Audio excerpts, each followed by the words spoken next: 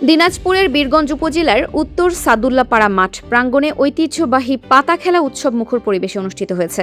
খেলাকে ঘিরে স্থানীয় ক্রীড়াপ্রেমী ও বিভিন্ন বয়সের মানুষের স্বতঃস্ফূর্ত উপস্থিতিতে মাঠে প্রাণচাঞ্চল্যের সৃষ্টি হয়।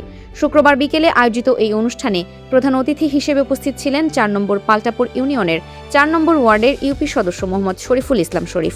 বিশেষ অতিথি হিসেবে উপস্থিত ছিলেন অবসরপ্রাপ্ত রূপালী ব্যাংক কর্মকর্তা আলহাজ মোহাম্মদ আব্দুল আহাদ, অবসরপ্রাপ্ত সিনিয়র ওয়ারেন্ট অফিসার আলহাজ মোহাম্মদ শামসুল আলম, সমাজসেবক নূরে আলম সিদ্দিক, বাংলাদেশ সামাজিক সাংস্কৃতিক সংস্থা বীরগঞ্জ উপজেলা শাখার আহ্বায়ক মোহাম্মদ আবু বকর সিদ্দিক, বাংলাদেশ জাতীয়তাবাদী স্বেচ্ছাসেবক দলের ৪ নম্বর পাল্টাপুর ইউনিয়ন শাখার সভাপতি মোহাম্মদ মহবুল ইসলাম এবং পল্লী চিকিৎসক আব্দুল্লাহ আল মাহমুদ ইমান সহ স্থানীয় গণ্যমান্য ব্যক্তিবর্গ। অনুষ্ঠানে সভাপতিত্ব করেন মোহাম্মদ বিএল ইসলাম।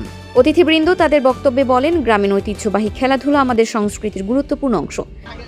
খেলোয়াড়বৃন্দ উপস্থিত, খেলা দেখতে এসেছে সেই দর্শকবৃন্দ এবং মিডিয়া ভাইয়েরা, সকলের প্রতি আসসালামু আলাইকুম আদাব। আসলে খেলা এমন একটি জিনিস, খেলা কিন্তু আমাদের কি মানসিক যে একটা আনন্দ, মানে আত্মার যে একটা আনন্দ, সেইটাও কিন্তু এই খেলার মাধ্যমে আমাদের আসে।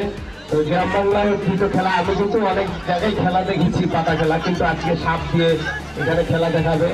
আমি এই জন্য ধন্যবাদ জানাচ্ছি এই উত্তর সাদুল্লাপাড়ার কমিটিদেরকে যে একটি ভিন্ন একটি খেলার আয়োজন করেছে।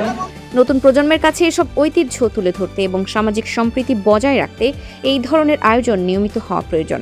খেলা শেষে বিজয়ীদের হাতে আকর্ষণীয় পুরস্কার তুলে দেন অনুষ্ঠানের অতিথিবৃন্দ। আয়োজকরাও ভবিষ্যতেও এই ধরনের ঐতিহ্যবাহী আয়োজন অব্যাহত রাখার আশাবাদ ব্যক্ত করেন।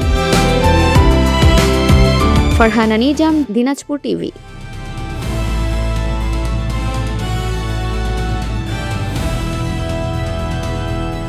দিনাজপুর টিভি মানুষের জীবনের কথা বলে।